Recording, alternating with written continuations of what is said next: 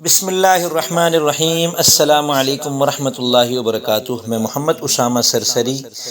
رمضان المبارک کا مہینہ آتا ہے مگر ہر مسلمان کا طرز عمل ایک جیسا نہیں ہوتا۔ اس مہینے کو گزارنے کے 3 طریقے ہیں۔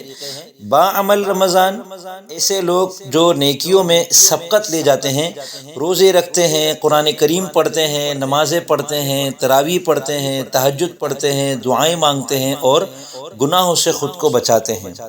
نمبر 2، بے عمل رمضان، وہ لوگ جو روزے تو رکھتے ہیں لیکن نیکیوں میں سستی برتتے ہیں، نہ قرآن کی تلاوت کرتے ہیں، نہ عبادات میں اضافہ کرتے ہیں، مگر گناہوں سے بچنے کی کوشش کرتے ہیں۔ نمبر 3، بد عمل رمضان، ایسے لوگ جو رمضان میں بھی اپنی برائیوں سے باز نہیں آتے، گناہوں میں مبتلا رہتے ہیں اور مقدس مہینے کا احترام نہیں کرتے، نہ روزے رکھتے ہیں، نہ تراویح پڑھتے ہیں۔